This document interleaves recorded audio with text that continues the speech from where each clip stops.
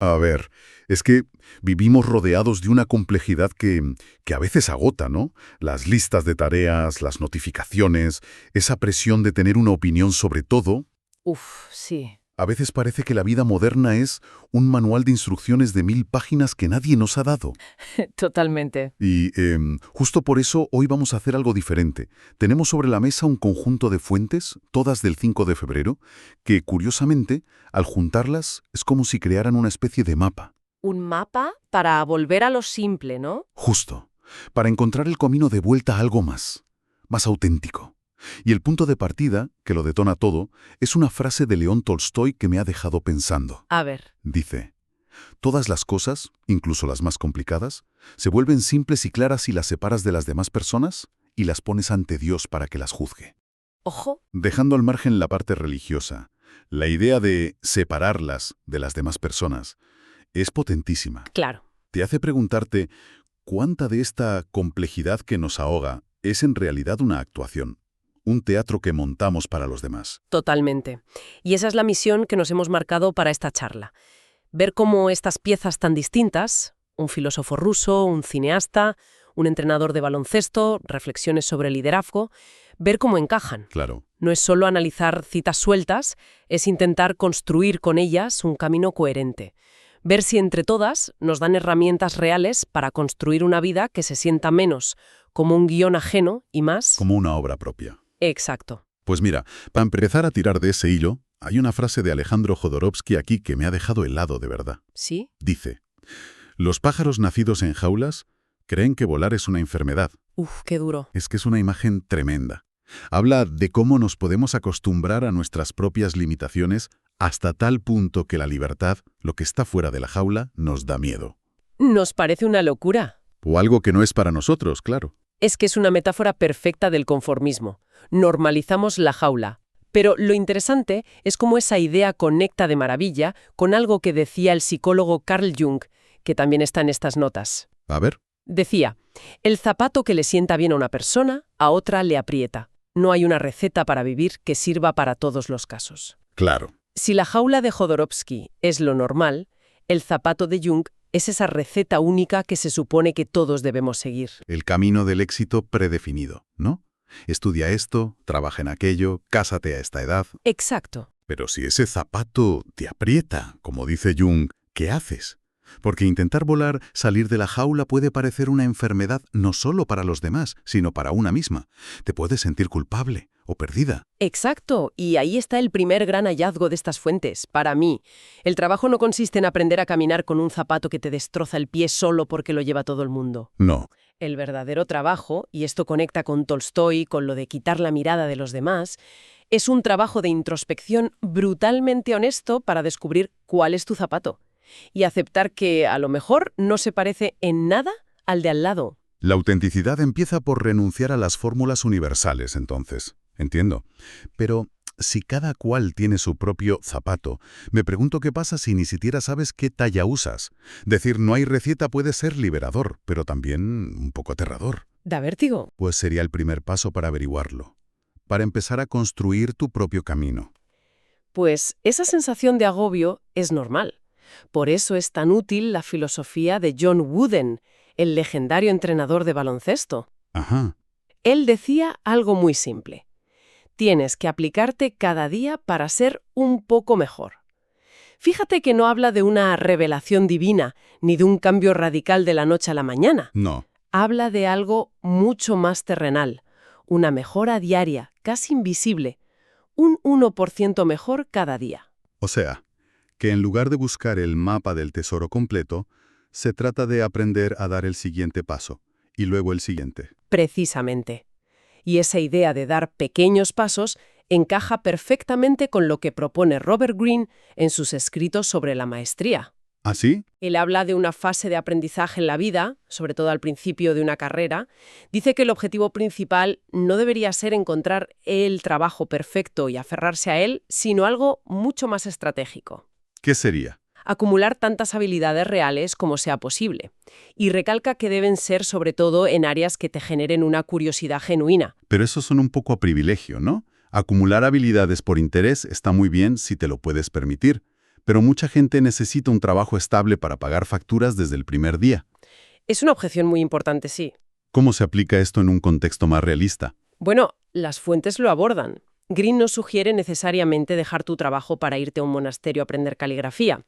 Se refiere más a la mentalidad. Al enfoque. Puedes enfocarte en adquirir una habilidad específica. Aprender a gestionar clientes difíciles, dominar un software, mejorar tu forma de comunicarte.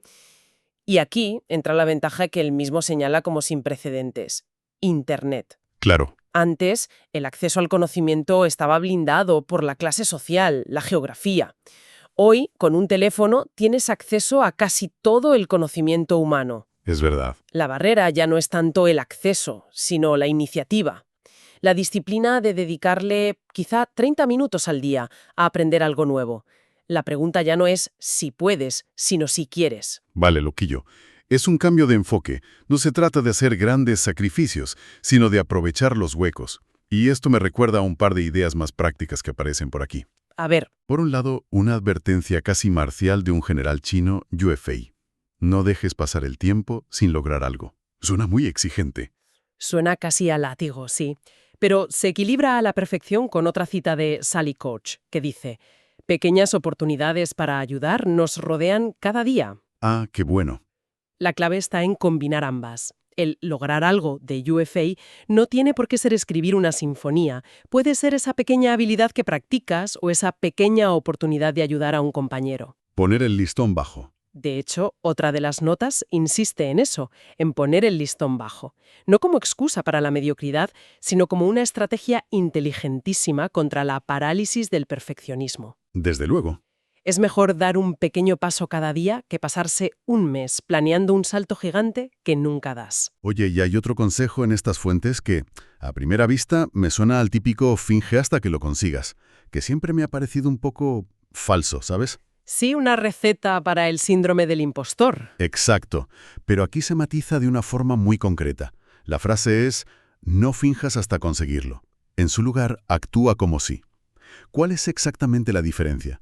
Porque suenan peligrosamente parecidos. Suenan parecidos, pero la diferencia es abismal y es el corazón de todo este asunto. Fingir hasta conseguirlo es un engaño externo. ¿Vale? Es ponerte una máscara para convencer a los demás. El problema es que mientras lo haces, por dentro sabes que estás mintiendo. Y eso agranda la brecha entre quién eres y quién pretendes ser. Es una fuente de ansiedad tremenda. Te sientes un fraude. Exacto. En cambio, actuar como sí es una práctica interna. No se trata de engañar a nadie, sino de entrenarte a ti misma. A ver, explícame eso. Consiste en elegir deliberadamente comportamientos que estén alineados con la persona que quieres ser, con tus valores, incluso si tus sentimientos del momento, el miedo, la inseguridad, aún no acompañan. Un ejemplo práctico. Pues mira, decirte a ti misma: tengo miedo de hablar en esta reunión, pero la persona valiente y competente que quiero ser lo haría. Así que voy a actuar como si fuera esa persona y levantar la mano. No es una máscara, es un ensayo. Es como si en lugar de ponerte un disfraz, estuvieras probándote un traje a medida que al principio te queda un poco raro. Exacto, pero que con el tiempo se adapta a ti o tú a él. Es la metáfora perfecta. Y esto nos lleva a la confianza, supongo. Directamente, a lo que estas fuentes identifican como la verdadera raíz de la confianza. No es algo que se tiene o no se tiene, no es un estado de ánimo. La clave, dicen, es la autohonestidad. La confianza se gana. Y la ganas contigo misma, cuando tus pensamientos, tus palabras y tus acciones empiezan a alinearse. Cada vez que dices, voy a hacer esto, y lo haces, por pequeño que sea, es como si metieras una moneda en la hucha de la autoconfianza. Confías en ti porque tienes pruebas. Porque tienes pruebas acumuladas de tu propia integridad. No porque un día te levantes con inspiración. De todas las pruebas o áreas de práctica que se mencionan, la más concreta y quizá la que más nos delata es el lenguaje. Hay una frase que lo resume todo. Asegúrate de saborear tus palabras antes de escupirlas. Es muy gráfica. Mucho. Te obliga a pensar en el peso de lo que dices. Y para aterrizar esta idea, el testimonio de Tony Dungy, el ex entrenador de la NFL, es demoledor.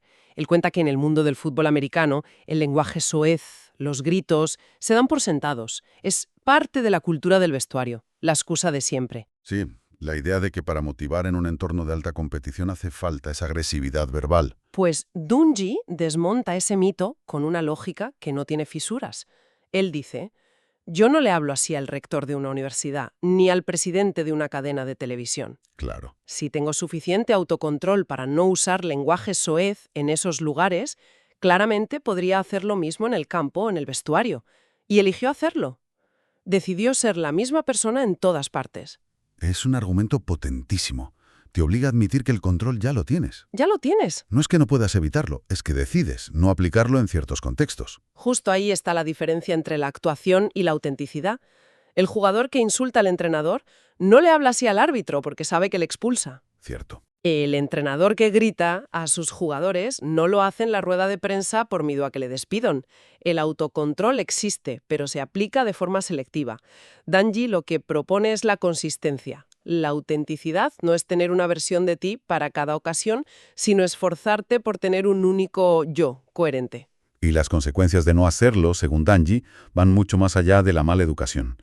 Dice que el lenguaje descuidado, especialmente el de un líder, te va quitando toda la credibilidad. Y de forma permanente. Afirma que incluso los cumplidos o las palabras de ánimo de alguien que normalmente habla sin filtro se vuelven sospechosas. Pierden su valor. Claro, la gente duda. ¿Lo dirá en serio o es solo otra cosa que suelta sin pensar? Se pierde el peso de la palabra. Y aún va un paso más allá, con una guía muy práctica y difícil. Pregunta, ¿qué haces cuando alguien dirige palabras hirientes hacia un ser querido? El instinto es saltar. El instinto primario es la agresión, ¿sí? Pero él dice que el mejor instinto, el instinto entrenado, es proteger. Es interponerte, literal o figuradamente, y no rebajarte al mismo nivel de ira. Eso es actuar como sí en la práctica. En su máxima expresión, es elegir tus valores, protección, calma, integridad, por encima del impulso reactivo del momento. Es la definición de coraje que aparece en otra nota, la capacidad de actuar en presencia del miedo, o en este caso, en presencia de la ira. Todo esto nos lleva a un terreno muy mental de valores e intenciones, pero las fuentes también insisten en que la autenticidad se tiene que notar en el cuerpo. Dan una lista de prácticas físicas que me resultan curiosas. A ver. Sentarse en primera fila, practicar el contacto visual, mejorar la postura, caminar un 25% más rápido. Sí, suena a manual de agente secreto. Totalmente. Tengo que admitir que lo de caminar un 25% más rápido me hace gracia. Me imagino a todo el mundo corriendo por la calle para parecer más auténtico. Pero fuera de bromas, supongo que la idea es romper con una especie de pasividad física, ¿no? Exacto. No son trucos superficiales para aparentar. Son, de nuevo, entrenamientos. Ah, claro. Piénsalo. Sentarte delante te obliga a estar más presente y a ser vista. Mantener el contacto visual es una forma de no esconderte. Caminar con un propósito, aunque sea un poco más rápido, cambia tu estado mental. Es alinear cuerpo y mente. Son formas de alinear tu cuerpo con la intención interna de ser una persona más segura y presente. Es decirle a tu sistema nervioso, a través de acciones físicas, estoy aquí y no tengo miedo. Y para cerrar ese círculo, se menciona la autocompasión, que puede sonar contradictorio con toda esta disciplina. Al contrario, es la pieza que hace que todo funcione. Si intentas todo esto desde un lugar de autoexigencia y castigo, te vas a quemar al primer fallo. Y vas a fallar. Todos fallamos. La cita clave es: nuestra compasión es incompleta si no nos incluye a nosotros mismos. El proceso de construir una vida más auténtica es largo y difícil. Requiere que seas amable contigo misma en el proceso, que entiendas que un mal día no anula el progreso de los 10 anteriores. Sin esa amabilidad, la disciplina se convierte en tiranía. Exacto. Si echamos la vista atrás, hemos ido desde una idea filosófica enorme como la de Tolstoy, quitarse de encima la mirada de los demás para encontrar la simplicidad, Sí. hasta el consejo casi milimétrico de Tony Dungy sobre cómo responder a un insulto. El hilo que parece unirlo todo es que la autenticidad no es un destino al que se llega de repente, no es una epifanía. No, para nada. Es más bien un conjunto de habilidades que se aprenden y se practican. Esa es la síntesis final, yo creo. La vida auténtica, según estas fuentes, se construye ladrillo a ladrillo, con la suma de pequeños actos diarios. El 1%. Es la mejora del 1% de Wooden, es la nueva habilidad que aprendes con la mentalidad de Greene, es la palabra que decides no escupir como enseña Dangy, es la decisión de sentarte en primera fila. Es aplicar la idea de la maestría a la vida misma. Exacto, no solo a una profesión. La era de la información nos da el qué, nos da acceso a toda esta sabiduría. Pero la práctica diaria, consciente y compasiva, es lo que nos da el cómo. Y todo esto nos deja con una reflexión final, una pregunta que nace de la tensión entre esa infinita información disponible y la naturaleza intransferible de la integridad. A ver, Las fuentes lo dejan claro. Ningún buscador de Internet te puede instalar la integridad.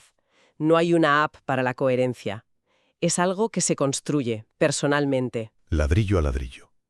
Y si eso es cierto, si la integridad es una estructura que levantamos, la pregunta que queda flotando es: ¿cuál es ese primer y más pequeño ladrillo? Esa habilidad minúscula o esa acción concreta que se puede poner hoy mismo para empezar a levantar esa estructura interna.